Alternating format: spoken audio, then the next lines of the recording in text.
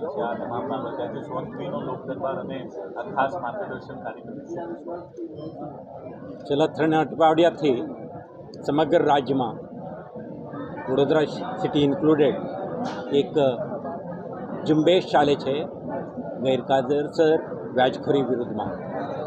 આના ભાગરૂપે આજે અહીંયા ઝોન 3 વિસ્તારમાં આપણે લોન મેળા અને વ્યાજખોરો વિરુદ્ધ ઓન ધી સ્પોટ એફઆઈઆર દાખલ કરવાની કે ફરિયાદ દાખલ કરવાની એક કાર્યક્રમનું આયોજન કરવામાં આવેલ છે. આ કાર્યક્રમમાં તમે જોઈ શકો છો ખૂબ મોટી સંખ્યામાં બેનિફિશરીઓ ઉપસ્થિત રહ્યા છે. આ કાર્યક્રમના હેતુ 2-3 છે. આપણે એક તો જે વ્યાજખોરો છે અનરજિસ્ટર્ડ એક્સેસિવ ઇન્ટરેસ્ટ લેવી કરીને લોકોને એક્સપ્લોઇટ કરતા તત્વો છે એમના વિરુદ્ધમાં જો ભોગવનાર નાગરિકો છે આગળ આવે અને આપણે એમને મદદરૂપ થઈને એફઆઈઆર નોંધી એમના વિરુદ્ધમાં શિક્ષાત્મક કાર્યવાહી કરવાની લીગલ એક્શન લેવાની પ્રક્રિયા હાથ ધરવામાં આવે. સાથે સાથે આપણે જરૂરમંદ લોકો છે એમને સરકારશ્રીના કેટલાક યોજનાઓ છે, સબસિડી, લો ઇન્ટરેસ્ટ રેટ અને ખાસ કરીને ટાર્ગેટ ગ્રુપ માટે જ ડિઝાઇન કરેલા પ્રોગ્રામ પણ છે. આ પણ એમના આ પ્લેટફોર્મની મારફતે એમના ઘર આંગણે એમને જાણકારી માટે લઈ આવ્યું. આજે તમે જોઈ શકશો કેટલાક બેન્કો એમના કાઉન્ટર શરૂ કરી છે.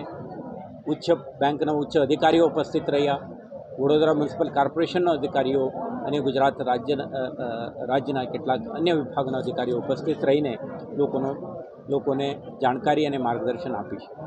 સાથે સાથે આપણે આ એક પ્રયાસ આ પણ કરી છે કે પોલીસ અને બેંક વચ્ચે એક સેતુ બનીને લોકોને જે જરૂરમંદ લોકો છે એમને આઈડેન્ટિફાઈ કરીને આ કાર્યક્રમ આયોજન કરતાં પહેલાં જ બધું લોન મંજૂરી કરવાની પ્રક્રિયા કરાવીને એમને આ પ્લેટફોર્મમાં સન્માનિત કરીને લોન વિતરણ પણ કરાવીએ. આજે તમે જોયું 40 જેટલા બેનિફિશરીઓ ઉપસ્થિત રહ્યા. જુદા જુદા યોજનાઓ હેઠળ એમને બેંક દ્વારા એમને લોન પણ વિતરણ કરવામાં આવ્યું. મને વિશ્વાસ છે કે જનજાગૃતિ વધશે અને જે જરૂરિયાતમંદ લોકો બેંક અને સરકારી ક્ષેત્રના જુદા જુદા ફિનાન્શિયલ ઇન્સ્ટિટ્યુશનને સંપર્ક કરતા લોકો ડરે નહીં અને આપણા પોલીસ ફંડ ફેસિલિટેટર તરીકે રહી એમને ઝડપથી એમને જરૂરિયાત મુજબનું નાણાકીય સહાય મળી રહે તે માટેનું લાભ પણ મેળવશે.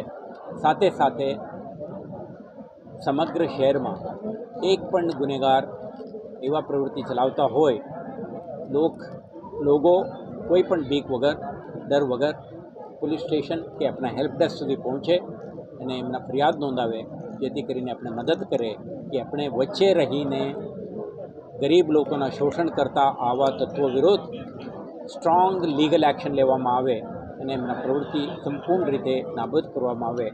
આ વડોદરા શહેર પોલીસના પ્રયાસમાં મદદરૂપ થાય.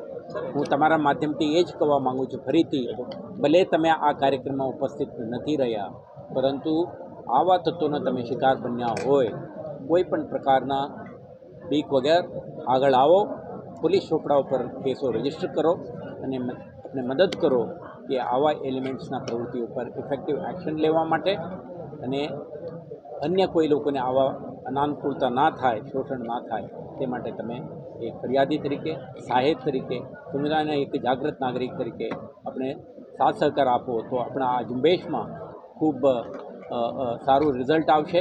સરકારશ્રીના જે હેતુ છે એ ગરીબ કલ્યાણ માટેનું, ગ્રામીણ વિકાસ, શહેરી વિકાસ માટેના જુદા જુદા પ્રોગ્રામ છે અને લોકો સ્વનિર્ભર બનીને પોતાના આર્થિક વિકાસ માટે, દેશની રાષ્ટ્ર વિકાસ માટે કામ કરે એવું થાય આપણા પ્રયાસ છે.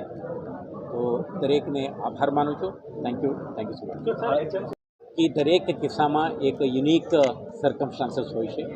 કેટલાક લોકોના કેટલાક પ્રકારના સિચ્યુએશન હોય, આના વિશ્લેષણ કરીને જ કેસ ટુ કેસ બેસિસ ઉપર પોલીસ એક્શન લે છે. આપણે એવું કોઈ એક સ્ટાન્ડર્ડ પ્રક્રિયા ના હોઈ શકે, તો દરેક ફરિયાદના વિગતો અને આમાં તપાસ દરમિયાન મળતી તથ્યોના આધારે આપણે કાર્યવાહી કરીશું. આપણે કોઈ પણ એક્સેસીસ અને કે ઓવરસ્ટેપિંગ ના થાય પોલીસ તરફથી, આ પણ આપણે કાળજી રાખીએ છીએ. તો inspector assistant commissioner, deputy commissioner અને આપણે કમિશનર સુધીના અધિકારીઓ સતર્ક રહીને આ ઇન્વેસ્ટિગેશન કરીશું તો માત્ર ને માત્ર જે ક્રિમિનલ છે એમના વિરોધમાં જ કાર્યવાહી કરવામાં આવશે. સર, પોલીસ અપફ્રન્ટ આવી છે તો આજે ત્રીજું છે લોક દરબાર, કેટલા કેસીસ નોંધાયા છે તો કોઈ ડેટા? ત્યારે આપે પણ જોયું, એનાઉન્સરે વારંવાર એનાઉન્સ કરી તો વધારે ફરિયાદો આજના લોક દરબારમાં અત્યારે ઓપનલી નથી કીધું, કદાચ છે હેલ્પ ડેસ્ક ઉપર કેટલા ફરિયાદ મળી છે આપણે જોવું પડશે. ગયા વખતે પણ આપણે ફરિયાદો મળ્યા હતા, આના આધારે આપણે એફઆઈઆર પણ દાખલ કરી છે. આજે તમે પણ તમારા પ્રિન્ટ એન્ડ ઇલેક્ટ્રોનિક મીડિયા મારફતે પણ આ જાહેરાત થયું છે. આ વખતે મને માનું છું કે આ પ્રવૃત્તિ ઉપર શહેરમાં ખૂબ કંટ્રોલ છે, તો એકલ દુકલ જો કેસો આપણે સ્થાન પર આવે એમના વિરુદ્ધમાં પણ ફર્મ એક્શન લેવામાં આવે, આ પ્રવૃત્તિ ઉપર ખૂબ નિયંત્રણ આવશે અને નાબૂદ કરવાની દિશામાં આપણા મહત્ત્વપૂર્ણ પહેલ ગણાશે. Thank you.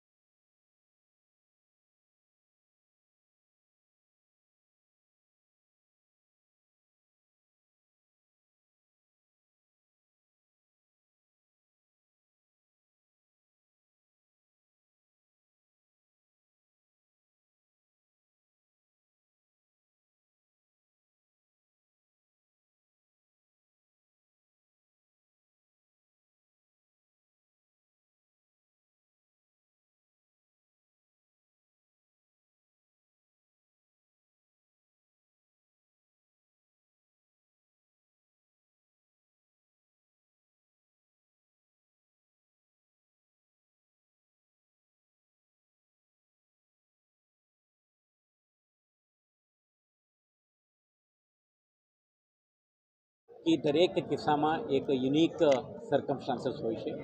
કેટલાક લોકોના કેટલાક પ્રકારના સિચ્યુએશન હોય આના વિશ્લેષણ કરીને જ કેસ ટુ કેસ બેસિસ ઉપર પોલીસ એક્શન લે છે. આપણે એવું કોઈ એક સ્ટેન્ડર્ડ પ્રક્રિયા ના હોઈ શકે, તો દરેક ફરિયાદના વિગતો અને આમાં તપાસ દરમિયાન મળતી તથ્યોના આધારે આપણે કાર્યવાહી કરીશું. આપણે કોઈ પણ એક્સેસીસ અને કે ઓવરસ્ટેપિંગ ના થાય પોલીસ તરફથી આ પણ આપણે કાળજી રાખીએ છીએ. તો inspector, assistant commissioner, deputy commissioner અને આપણે કમિશનર સુધીના અધિકારીઓ આ સતર્ક રહીને આ ઇન્વેસ્ટિગેશન કરીશું. તો માત્ર ને માત્ર જે ક્રિમિનલ છે એમના વિરોધમાં જ કાર્યવાહી કરવામાં આવશે. સર, પોલીસ કમ્પ્લેન્ટ આવી છે, તો આજે ત્રીજું છે લોક દરબાર, કેટલા કેસીસ નોંધાયા છે તો કોઈ ડેટા? ત્યારે આપે પણ જોયું, એનાઉન્સરે વારંવાર એનાઉન્સ કરી, તો વધારે ફરિયાદો આજના લોક દરબારમાં અત્યારે ઓપનલી નથી કીધું. કદાચ છે હેલ્પ ડેસ્ક ઉપર કેટલા ફરિયાદ મળી છે આપણે જોવું પડશે. ગયા વખતે પણ આપણે ફરિયાદો મળ્યા હતા, આના આધારે આપણે એફઆઈઆર પણ દાખલ કરી છે. આજે તમે પણ તમારા પ્રિન્ટ એન્ડ ઇલેક્ટ્રોનિક મીડિયા મારફતે પણ આ જાહેરાત થયું છે. આ વખતે મને માનું છું કે આ પ્રવૃત્તિ ઉપર શહેરમાં ખૂબ કંટ્રોલ છે. તો એકલ દુકલ કેસો આપણે સ્થાન પર આવે એમના વિરોધમાં પણ ફર્મ એક્શન લેવામાં આવે. આ પ્રવૃત્તિ ઉપર ખૂબ નિયંત્રણ આવશે અને નાબૂદ કરવાની દિશામાં આપણા મહત્ત્વપૂર્ણ પહેલ ગણાશે. Thank you.